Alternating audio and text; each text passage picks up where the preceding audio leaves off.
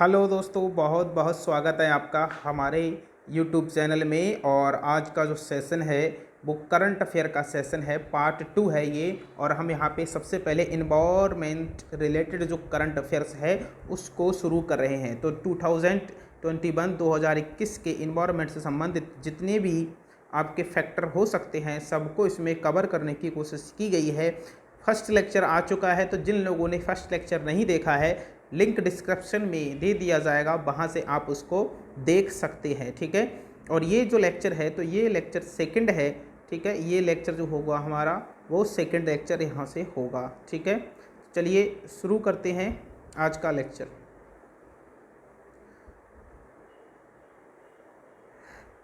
सबसे हमारी पहली जो परियोजना है ये है हाथी परियोजना, प्रोजेक्ट एलिफेंट इसको कहा जाता है। ठीक है, प्रोजेक्ट एलिफेंट इसको हम लोग कहते हैं। ठीक है, तो ये चर्चा में क्यों है सबसे पहले इसको समझते हैं। तो पर्यावरण, वन एवं परिवर्तन मंत्रालय के अनुसार 2009 और 2020-21 के मध्य पूरे भारत में ट्रेनों की चपेट में आने से कुल 186 हाथियों की मौत हो चुकी है। यानी हाथी जो हैं वो इस समय चर्चा में क्यों बने हुए हैं, क्योंकि 2010 से लेके 2020 तक लगभग 186 हाथी जो हैं वो मर चुके हैं। ठीक है, समझ में आ गई बात, इसीलिए ये चर्चा में है। तो हाथी परियोजना प्रोजेक्ट टाइगर ये क्या है, तो इसको समझते हैं कि इसे 1992 में जंगली एशियाई हाथियों की मुक्त आबादी के लिए राज्यों द्वारा वन्य जीव प्रबंधन प्रयासों को वित्तीय और तकनीकी सहायता प्रदान करने के लिए शुरू किया गया था। तो क्वेश्चन आपसे पूछ सकते हैं कि प्रोजेक्ट टाइगर जो है ये कब शुरू किया गया था, तो आपका आंसर होगा कि प्रोजेक्ट टाइगर जो है ये 1992 में शुरू किया गया था। और ये जंगली हाथियों की आबादी को सुरक्षित रखने से संबंधित है। और जो अगला पॉइंट है वो है कि यह एक केंद्र प्रायोजित योजना है, सेंट्रल स्पॉन्सर्ड स्कीम है। ये CSS मतलब सेंट्रल स्पॉन्सर्ड स्कीम है। तो पूरी तरह से ये केंद्र संचालित एक योजना है। तो आपको याद रखना है प्रोजेक्ट टाइगर के बारे में। इसका उद्देश्य क्या था, तो इसका उद्देश्य था कि हाथियों के साथ साथ उनके आवास और गलियारों की रक्षा करना। ये गलियारा क्या है, तो आप ऐसे समझ लो कि मान लो जैसे कोई हाथी का ये प्लेस है और हाथी जो है यहाँ से इस प्लेस पे जाते हैं, तो हाथियों का एक फ़िक्स रूट होता है कि हाथी जब जाएंगे तो उनका एक फ़िक्स रूट होगा और इसी फिक्स रूट को हम गलियारा बोलते हैं। अगर ये जो रूट है ये किसी भी तरह से, चाहे वन काटने से, चाहे यहाँ पे बिल्डिंग अगर बीच में कोई बना दी जाए, तो ये रूट अगर डिस्टर्ब होता है तो हाथी फिर अपनी उस जगह पे नहीं पहुँच पाते हैं। ठीक है, तो क्या करना है, हमें आवास सुरक्षित करना है और जो भी रूट होते हैं, जो गलियारे हैं, कॉरिडोर जिसे कहा जाता है, उसको भी संरक्षण करना है। फिर अगला इसका उद्देश्य है मानव वन्य जीव संघर्ष के मुद्दों की पहचान करना, कि हाथी और मानव के बीच में जो भी संघर्ष का मुद्दा है ये किस वजह से है, इसकी पहचान करना और इनको क्या करना, फिर इनको रिमूव करने की कोशिश करना। ठीक है, बंदी गृहों में कैद हाथियों को मुक्त करना, यानी बंदी गृह में जो भी हाथी कैद हैं उनको मुक्त करना भी इस परियोजना का एक उद्देश्य माना जाता है। ठीक है, उसका एक उद्देश्य ये भी है। कार्यान्वयन कहाँ कहाँ पे इस योजना को लागू किया जा रहा है, तो यह परियोजना मुख्य रूप से 16 राज्यों या केंद्र शासित प्रदेशों में कार्यान्वित की जा रही है। फॉर एग्जांपल जैसे आंध्र प्रदेश, अरुणाचल प्रदेश, असम, छत्तीसगढ़, झारखंड, कर्नाटक, केरल, महाराष्ट्र, मेघालय, नागालैंड, उड़ीसा, तमिलनाडु, त्रिपुरा, उत्तराखंड, उत्तर प्रदेश, यानी यूपी भी है। ये ध्यान रखना है कि यूपी भी इसमें शामिल है। हाथियों की जो जनगणना है, लास्ट ईयर जो PCS हुआ था 2020 वाला, 2020 वाला, उसमें बाघों की जनगणना से रिलेटेड एक क्वेश्चन आया था। तो PCS में आ चुका है, अदर एग्जाम्स में भी आ सकता है। अगर बाघ की गणना पे आ चुका है तो हाथियों की गणना पर भी आ सकता है। तो ध्यान से पढ़ेंगे। हाथी परियोजना यानी जो प्रोजेक्ट टाइगर है इसके अंतर्गत प्रत्येक 5 वर्षों में एक बार हाथियों की गणना की जाती है। पिछली बार हाथियों की जो गणना है वो वर्ष 2017 में हुई थी और 5 साल बाद अब कब होगी, 2022 में होगी। जनगणना 2017 के अनुसार एशियाई हाथियों की कुल संख्या 27,312 है। ठीक है, 27,312 ये है, तो ध्यान रखेंगे इस चीज़ को। यह संख्या जो वर्ष 2012 यानी पिछले बार जो हुई थी, 17 से पहले 12 में हुई थी, इसमें कह रहे हैं कि यह संख्या वर्ष 2012 में हुई जनगणना जो हुई थी तो उस समय ये 29,391 से 30,771 के बीच यानी कम है। समझ में आई कुछ बातें? यानी 2012 में जो जनगणना हुई थी और 2017 में जो जनगणना हुई थी तो 2017 में हाथियों की संख्या जो है वो कम है। ठीक है, हाथियों की संख्या कम है। अब फैक्चुअल क्वेश्चन कि सबसे अधिक हाथी किस राज्य में पाए जाते हैं, तो कर्नाटक में हाथियों की संख्या सबसे अधिक है और इसके बाद ये आसाम और केरल में पाए जाते हैं। ठीक है, आसाम और केरल में पाए जाते हैं। प्रजातियों द्वारा प्रदान की जाने वाली मूल्यवान पारिस्थितिक सेवाओं पर विचार करते हुए वर्ष 2010 में हाथी को राष्ट्रीय विरासत पशु घोषित किया गया है। हाथी को वन और वुडलैंड पारिस्थितिकी तंत्र के वास्तुकार की स्टोन प्रजाति भी माना जाता है। की स्टोन एक ऐसी प्रजाति होती हैं जिनको हम देख के बता सकते हैं कि ये जो पारितंत्र है वो कितना ज़्यादा संतुलित है, कितना ज़्यादा अच्छा है, ये उनको कहा जाता है की स्टोन प्रजातियाँ। ठीक है, हाथियों को प्रकृति के माली कहा जाता है, गार्डनर के रूप में जाना जाता है क्योंकि वे भू आकृतिक को आकार देने, परागण, पॉलिनेटर का काम करते हैं, बीजों के अंकुरण और गोबर के ढेर के साथ वन क्षेत्र की मिट्टी की उर्वरता को बनाए रखते हैं। भारत में अब तक लगभग 32 एलिफेंट रिजर्व है, 32 एलिफेंट रिजर्व है, जिसमें से भारत का पहला एलिफेंट जो रिजर्व है वो झारखंड का सिंहभूम है। झारखंड में है ये सिंहभूम एलिफेंट रिजर्व, तो ये आपको ध्यान रखना है, सिंहभूम एलिफेंट रिजर्व। ठीक है, अब देख लेते हैं कि संरक्षण की स्थिति क्या है। तो संरक्षण की स्थिति की जब भी बात आती है तो हमें 3 जगह पता होना चाहिए। IUCN में क्या इसकी स्थिति है, साइट में क्या स्थिति है और वन्य जीव संरक्षण अधिनियम 1972 में इसकी क्या स्थिति है। तो जितने भी जो बड़े जीव हैं, जो इम्पोर्टेंट जीव हैं, वो सब अनुसूची वन में ही अधिकतर रखे जाते हैं। ठीक है, IUCN की जो रेड लिस्ट है इसमें ये इंडेंजर्ड कैटेगरी में रखा गया है और साइट की एनेक्स 1 यानी परिशिष्ट वन में रखा गया है इसको, और भारत का वन्यजीव संरक्षण की अनुसूची वन में रखा गया है। आपसे ये भी पूछ सकते हैं कि भारतीय वन्यजीव संरक्षण अधिनियम की अनुसूची में कितनी अनुसूचियाँ इसमें शामिल हैं। तो जो प्रीवियस लेक्चर था, फर्स्ट लेक्चर था, उसमें मैंने आपको बताया था कि इसमें कितनी, इसमें 6 सूचियाँ हैं, इसमें टोटल 6 सूचियाँ। तो बार बार जब भी हम इन्वायरमेंट पढ़ेंगे, किसी जीव के बारे में पढ़ेंगे, तो ये तीनों बार बार आएंगे और मैंने इनको आपको समझा दिया है। ठीक है, IUCN रेड लिस्ट क्या होती है, तो विश्व भर में पौधों और पक्षियों की जातियों की संरक्षण की स्थिति जानने का ये सबसे ऑथेंटिक सोर्स मानी जाती हैं। ठीक है, और इसको कौन आपका डिक्लेयर करता है, तो अंतर्राष्ट्रीय प्रकृति संघ जो है वो इसको डिक्लेयर करता है और ये संकटग्रस्त पौधों, जंतु और कवकों से संबंधित ये होती हैं IUCN। अब देख लेते हैं कि IUCN जो है ये क्या है, इसे अंतर्राष्ट्रीय प्रकृति संरक्षण संघ भी कहा जाता है। IUCN सरकारों तथा नागरिकों दोनों से मिलकर बना एक सदस्यता संघ है और ये इसकी स्थापना जो है 1948 में की गई थी और इसका मुख्यालय स्विट्जरलैंड का शहर है जिसे हम कहते हैं ग्लैंड। तो स्विट्जरलैंड के ये ग्लैंड में स्थित है। ठीक है, ग्लैंड में स्थित है। तो आपसे ये भी पूछ सकते हैं कि लाल सूची या रेड लिस्ट कौन जारी करता है, कौन पब्लिश करता है, तो आंसर होगा कि IUCN जो है वो रेड लिस्ट जारी करता है। IUCN का मुख्यालय कहाँ पे है, तो स्विट्जरलैंड ग्लैंड में है। ठीक है, चलिए नेक्स्ट न्यूज़ है हमारी ओशियन रिवाइल्डिंग। ओशियन रिवाइल्डिंग ये क्या है? अब ओशियन का मतलब है महासागर और रिवाइल्डिंग का मतलब है यहाँ पे जीव जंतुओं को पुनर्स्थापित करना। तो ये क्या है, तो ओशियन रिवाइल्डिंग का अर्थ फिर से महासागरों में पौधों और जानवरों को पेश करना है, यानी जानवरों को, पौधों को वहाँ पे क्या करना है, उगाना है, उनकी रक्षा करना है और उन्हें मानवीय हस्तक्षेप के बिना बढ़ने की अनुमति देना है। रीवाइल्डिंग यानी वाइल्ड का हम क्या कर रहे हैं, दोबारा से उसको पुनर्स्थापित कर रहे हैं, ये इसका मतलब है। ज़रूरत इसकी क्यों है? तो आज महासागरों में नीले कार्बन को संग्रहित करने की अपनी क्षमताओं को खो दिया है।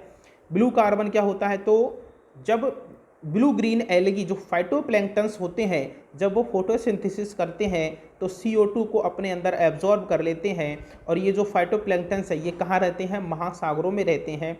और इनमें जो कार्बन स्टोर होता है, इसी कार्बन को ब्लू कार्बन कहा जाता है। ठीक है, तो अब हो क्या रहा है यहाँ पे कि यहाँ पे जो भी आपका मरीन इकोसिस्टम है, जो समुद्री पारितंत्र है, वो कहीं ना कहीं डिस्टर्ब हो रहा है, जिससे जो भी ब्लू ग्रीन एल्गी या जो फाइटोप्लैंक्टन्स हैं इनकी संख्या कम हो रही है। और इनकी संख्या अगर कम होगी तो क्या होगा? ब्लू कार्बन कम आपका स्टोर होगा और एटमॉस्फेयर में कार्बन डाई CO2 की मात्रा जो है ज़्यादा बढ़ेगी। इसीलिए ओशियन रिवाइल्डिंग जो है वो ज़रूरी है। इससे संबंधित कौन कौन सी जो योजनाएं हैं वो चलाई थी अलग अलग देशों ने? तो एक है जैव पुनर्स्थापना परियोजना, बायो रिस्टोर प्रोजेक्ट। यह एक ओशियन रिवाइल्डिंग परियोजना है। इसे 2012 में फ्रांस द्वारा शुरू किया गया था। तो इन्होंने क्या किया था इसमें? इसका उद्देश्य तटीय मछली की आबादी को बहाल करना, यानी जो मछलियां तट के आसपास हैं उनकी आबादी को बढ़ाना है। इस कार्यक्रम के तहत फ्रांसीसी भूमध्य सागरीय क्षेत्र में मछलियों की 80 से अधिक प्रजातियां फिर से पेश की गई हैं। ठीक है, तो 80 प्रकार की मछलियां फिर से उसमें डाली गई हैं, जिससे कि बायोडाइवर्सिटी वहाँ की बनी रहे और वहाँ का जो इकोसिस्टम है वो बैलेंस रहे। ठीक है, फिर अगली परियोजना है सी ग्रास रिस्टोरेशन प्रोजेक्ट। यह यूके यूनाइटेड किंगडम के द्वारा 2020 में लॉन्च किया गया था और ये भी एक ओशियन रिवाइल्डिंग प्रोजेक्ट है। इस परियोजना के तहत इंग्लैंड के दक्षिणी तट पर 8 अलग अलग समुद्री घास लगाई जाएंगी। ठीक है, तो पॉन्ड इकोसिस्टम या मरीन इकोसिस्टम में जो घास हैं वो क्या है? प्राइमरी प्रोड्यूसर का काम करती हैं, वो उत्पादक का काम करती हैं। तो उत्पादकों का होना भी बहुत ज़्यादा ज़रूरी माना जाता है। ठीक है, बहुत ज़्यादा ज़रूरी है। चलिए, नेक्स्ट है हमारा virtual climate summit. Virtual climate summit ये क्या है? इसको वर्चुअल शिखर सम्मेलन भी कहते हैं। तो यह सम्मेलन 22 अप्रैल 2021 को पृथ्वी दिवस के अवसर पर शुरू होगा या हो चुका है। ठीक है, तो 22 अप्रैल ध्यान रखना है कि विश्व पृथ्वी दिवस अर्थ डे कब मनाया जाता है? तो 22 अप्रैल को मनाया जाता है। अमेरिका द्वारा आयोजित किए जाने वाले वर्चुअल शिखर सम्मेलन के लिए प्रधानमंत्री नरेंद्र मोदी सहित 40 विश्व नेताओं को आमंत्रित किया गया है। तो ये ध्यान रखना है आपको। चलिए, नेक्स्ट है आपका वैश्विक जलवायु शिखर सम्मेलन। 12 दिसंबर 2020 को प्रधानमंत्री नरेंद्र मोदी वैश्विक जलवायु शिखर सम्मेलन को संबोधित करेंगे। तो ये पूछ सकते हैं आपसे कि वैश्विक जलवायु शिखर सम्मेलन जो है ये कब आयोजित किया गया है? तो ये दिसंबर 2020 में आयोजित किया गया है, यह ध्यान रखना है। और इस वैश्विक जलवायु शिखर सम्मेलन का आयोजन पेरिस जलवायु समझौते की 5वीं वर्षगांठ के अवसर पर किया जा रहा है। 5वीं वर्षगांठ का मतलब ये है कि 5 साल के बाद किया जा रहा है। इसका मतलब ये हुआ कि पेरिस जलवायु जो समझौता है वो 2015 में आयोजित किया गया था। ठीक है, यह वैश्विक जलवायु शिखर सम्मेलन को चिली और इटली की साझेदारी में यूनाइटेड किंगडम, संयुक्त राष्ट्र और फ्रांस द्वारा आयोजित किया जा रहा है। तो ये ध्यान रखना है कि इसमें 5 देश हैं। कौन कौन से? चिली, इटली, यूनाइटेड किंगडम, संयुक्त राष्ट्र और फ्रांस। यह शिखर सम्मेलन क्षेत्र, शहरों, देशों, व्यवसायों और उन निवेशकों के तेजी से बढ़ते गठबंधन को उजागर करेगा जो शुद्ध शून्य उत्सर्जन के लिए प्रतिबद्ध हैं। यानी कि जो जीरो इमिशन कार्बन के लिए प्रतिबद्ध हैं, ये उनको उजागर करेगा, उनको विश्व के सामने लेकर आएगा ताकि और देश भी इनसे कुछ ना कुछ सीख सकें। ठीक है, चलो, पेरिस जलवायु समझौता ये क्या है इसके बारे में थोड़ा समझ लेते हैं। तो ये 2015 में आपका लाया गया था। ये समझौता एक बहुपक्षीय जलवायु परिवर्तन प्रक्रिया है। यह एक बाध्यकारी समझौता है जिसने सभी देशों को एक समान उद्देश्य के लिए एकजुट किया है। ये राष्ट्र जलवायु परिवर्तन का मुकाबला करने का प्रयास करते हैं। यह समझौता जलवायु परिवर्तन पर कानूनी रूप से बाध्यकारी अंतर्राष्ट्रीय संधि है। भारत भी इसका सदस्य है, भारत ने भी इस पर साइन किए हुए हैं। 15 दिसंबर 2015 को कॉन्फ्रेंस ऑफ पार्टी COP, और उस टाइम पे इसकी जो COP है तो COP था 21, ये भी ध्यान रखना है, COP 21 1 96 पार्टियों द्वारा इसे अपनाया गया था। यह समझौता 4 नवंबर 2016 को प्रभावी हुआ था। तो आपसे ये भी पूछ सकते हैं कि COP21 को किस समझौते के नाम से जाना जाता है, तो आपको बताना है कि COP21 जो है वो पेरिस समझौते के नाम से भी जाना जाता है। ठीक है, चलिए COP26 क्या है? अभी हमने पढ़ा COP21, तो इसी तरह से फिर 22, 23, 24, अब जो 2021 में जो हो रहा है वो है COP26। तो ये पूछ सकते हैं COP26 का आयोजन कहाँ पर किया जाएगा? तो 2021 में संयुक्त राष्ट्र जलवायु परिवर्तन सम्मेलन को COP26 के रूप में जाना जाता है। ये 26वां संयुक्त राष्ट्र जलवायु परिवर्तन सम्मेलन है और इसका आयोजन ग्लासगो यूनाइटेड किंगडम में किया जाएगा। ध्यान रखना है, नवंबर में ये होगा, अभी नहीं हुआ है, नवंबर में ये होगा। ठीक है, तो ग्लासगो आपको ध्यान रखना है इसका, यूनाइटेड किंगडम। फिर है हमारा कि बंदरों की जनगणना, ये हमारे लिए इम्पोर्टेंट क्यों है? तो जिस तरह से बाघ की जनगणना, हाथियों की जनगणना, उसी तरह से बंदरों की जनगणना भी हमारे लिए ज़रूरी हो जाती है। ये किसने की है? तो भारतीय वन्यजीव संस्थान, wild life institution of India ने इसको हरियाणा राज्य में आयोजित किया है। ठीक है, और ये वन्य जीव जनगणना 2021 का ही एक पार्ट माना गया है। 2021 में जो जानवरों की जनगणना हुई है उसका ही एक हिस्सा है ये। इसमें लगभग 6000 बंदरों को देखा गया है और इसकी खास बात यह है कि ये जनगणना पहली बार जो है मोबाइल एप्लीकेशन के उपयोग से की गई है। ठीक है, और इस मोबाइल ऐप को जो है वो WII ने ही विकसित किया है, भारतीय वन्यजीव संस्थान ने ही इसको विकसित किया है। ठीक है, अब हम देख लेते हैं कि भारतीय वन्यजीव संस्थान जो है इसकी स्थापना कब हुई थी, ये पूछ सकते हैं। तो इसकी स्थापना हुई थी 1982 में, और ये है क्या? तो यह एक स्वायत्त संस्थान है जो पर्यावरण, वन और जलवायु परिवर्तन मंत्रालय के तहत संचालित होता है। अब हमारी नेक्स्ट जो न्यूज़ है वो है 5 डीप एक्सपेंडेशन। 5 डीप एक्सपेंडेशन, इसका मतलब ये है कि यहाँ पर 5 गहरी गर्तों को बताया गया है अलग अलग रीजन्स में। तो 5 डीप एक्सपीडिशन ने दुनिया के 5 महासागरों के सबसे गहरे बिंदुओं पर डेटा प्रदान किया है। और 5 महासागर कौन से हैं? प्रशांत, अटलांटिक, भारतीय यानी मतलब हिंद महासागर, आर्कटिक, दक्षिण महासागर। चलिए, तो अब देख लेते हैं कि कौन कौन सी यहाँ पे जो ट्रेंच हैं, जो गर्त हैं, वो यहाँ पे बताई गई हैं। तो एक है जावा ट्रेंच। तो जावा ट्रेंच जो है ये हिंद महासागर का सबसे गहरा बिंदु है। तो ये नए नए पॉइंट्स हैं, ये ज्योग्राफी में भी नहीं मिलेंगे, तो ध्यान रखना, इनको नोट करना है आपको, और इस PDF को जो है वो संभाल के रखना है। ठीक है, PDF जो है टेलीग्राम पे आपको दिलवा दी जाएगी, टेलीग्राम पे अपलोड हो जाएगी। तो जिन लोगों ने टेलीग्राम चैनल को ज्वाइन नहीं किया है वो परीक्षा गुरु टेलीग्राम चैनल को ज्वाइन कर ले और वहीं पे PDF इसकी दी जाएगी। ठीक है, तो जावा ट्रेंच जो है ये हिंद महासागर का सबसे गहरा बिंदु है। अलग अलग आपसे पूछ सकते हैं। फिर अगला फैक्ट्रियन ट्रेंच। तो फैक्ट्रियन ट्रेंच जो है ये दक्षिणी महासागर जो एकदम दक्षिण में है, और दक्षिण में कौन सा है? अंटार्कटिक ओशियन भी इसे कहा जाता है। तो ये दक्षिणी महासागर या अंटार्कटिक महासागर का सबसे गहरा बिंदु है। फिर है आपका Puerto Rico trench. Puerto Rico trench ये अटलांटिक महासागर का सबसे गहरा बिंदु है। ठीक है, ये अटलांटिक महासागर का सबसे गहरा बिंदु है।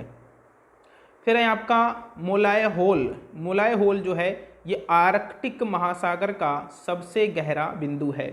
आर्कटिक महासागर का सबसे गहरा बिंदु है। और सबसे लास्ट में जो बचता है वो बचता है मैरियाना ट्रेंच। तो मैरियाना ट्रेंच तो आपका है ही, ठीक है, प्रशांत महासागर का सबसे गहरा बिंदु है ये। दुनिया की दूसरी सबसे गहरी खाई, यानी पहली सबसे गहरी खाई जो है वो मैरियाना ट्रेंच है, और दूसरी सबसे गहरी खाई जो है ये आपका टोंगा खाई में होराइजन डीप है। होराइजन डीप है, दूसरी नंबर की अगर पूछें तो होराइजन, और पहला तो आपका कौन सा है? मैरियाना ट्रेंच में, वो भी कौन सी डीप है? चैलेंजर डीप है ये। ठीक है, चैलेंजर डीप। ठीक, समझ में आ गई बात? तो पांचों को आपको ध्यान रखना है। चलिए नेक्स्ट न्यूज़ है हमारी, विश्व प्रवासी पक्षी दिवस, वर्ल्ड माइग्रेटरी बर्ड डे। हर साल विश्व प्रवासी पक्षी दिवस मई और अक्टूबर के दूसरे शनिवार को मनाया जाता है। तो इसकी कोई फिक्स डेट नहीं है, ये ध्यान रखना, इसीलिए ये इंपॉर्टेंट हो जाता है। तो मई और अक्टूबर के सेकंड सैटरडे को ये मनाया जाता है। और इस वर्ष यानी इस वर्ष का मतलब 2021 में ये 8 मई को मनाया जा रहा है, 8 मई को मनाया जाएगा। और पिछले साल ये कब मनाया गया था, तो पिछले साल ये अक्टूबर में मनाया गया था, यानी एक साल अक्टूबर में मनाया जाता है, एक साल ये आपका मई के महीने में मनाया जाता है। ठीक है, समझ गए। चलिए, उस टाइम यानी इस बार की थीम जो थी 2021 की वो क्या थी, तो सिंग फ्लाई शोर लाइक अ वर्ड, ये इसकी थीम थी। और इसको आयोजन किसने किया था, तो convention on migratory species environment for American and African Eurasian migratory water word agreement द्वारा इसको आयोजित किया गया था। और यूनाइटेड नेशन जो है इसने भी इसमें पार्टिसिपेट किया था। तो हमें इसकी थीम खास तौर पे और इसकी जो डेट है वो आपको याद रखनी है 8 मई। ये दो चीज़ें आपको खास तौर पे पता होना चाहिए।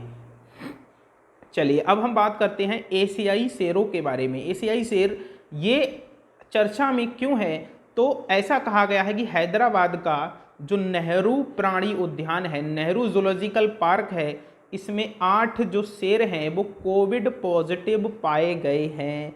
जी हाँ, ये सबसे खास बात है कि कोविड पॉजिटिव जो है पहली बार जो है जानवरों में देखा गया है भारत के अंदर। ठीक है, अब ह्यूमन में तो ये था ही था, अब ये जानवरों में भी फैल गया है। तो पहली बार जब भारत में जानवरों में इस वायरस के संक्रमण का पता चला है, कहाँ पे ध्यान रखना है, इस इंस्टीट्यूशन का नाम भी आपको याद रखना है, हैदराबाद में है। कौन सा, नेहरू जूलॉजिकल पार्क, जिसमें हमने 8 शेर ऐसे पाए हैं जो कोविड पॉजिटिव पाए। ठीक है, एशियाई जो शेर हैं इनकी 5 जो प्रजातियां हैं, मतलब जो एशियाई शेर जो खुद हैं ये पैंथराइन कैट प्रजाति के हैं। और भारत में ऐसी 5 प्रजातियां पाई जाती हैं जो भारतीय खुद भारतीय हैं। तो एक तो एशियाई शेर, ये भारतीय मूल के हैं। दूसरा स्नो लेपर्ड, ये भारतीय। Bengal tiger, clouded leopard, snow leopard, clouded leopard, इन दोनों में क्या डिफरेंस है, तो इसमें बादलों के जैसे क्या होते हैं, काले चकते पाए जाते हैं। और स्नो लेपर्ड इसकी जो स्किन है वो कैसी होती है, एकदम वाइट होती है, जो हमने पिछले लेक्चर में भी स्नो लेपर्ड के बारे में देखा था। ठीक है ना। और भारतीय तेंदुए, इंडियन लेपर्ड। ठीक है, समझ गए। फिर अगला क्वेश्चन आपसे पूछ सकते हैं कि गिर जो नेशनल पार्क है ये कहाँ पर स्थित है, तो गिर नेशनल पार्क ये गुजरात में स्थित है। और यह दुनिया का एकमात्र ऐसा स्थान है जहाँ पर एशियाई शेर पाए जाते हैं, इसीलिए सबसे ज़्यादा इम्पोर्टेंट ये हो चुका है। और ये जो गिर नेशनल पार्क है ये यूपी टेट में तो कई बार पूछा गया है, कई बार पूछा गया, आप देख सकते हो उसको। ठीक है, और बाकी अदर एग्जाम्स में नेशनल पार्क भी पूछे जाते हैं। तो गिर नेशनल पार्क आपको याद रखना है। ठीक, गुजरात का है ये। गुजरात के और कौन कौन से नेशनल पार्क हैं बताइए जरा, और कौन कौन से नेशनल पार्क हैं। तो एक है ब्लैक बक, गुजरात में एक है ब्लैक बक, एक है मरीन नेशनल पार्क। ठीक है, एक है मरीन नेशनल पार्क, और एक है ये गिर फॉरेस्ट, गिर नेशनल पार्क। ठीक है, ये ध्यान रखना है।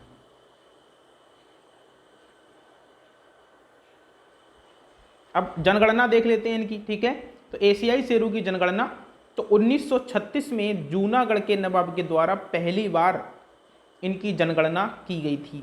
नियमित एशियाई शेर की जनगणना 5 साल में एक बार की जाती है, 5 साल में एक बार की जाती है। ठीक है, इससे पहले हमने देखा था हाथियों की जनगणना, तो वो भी 5 साल में ही की जाती है।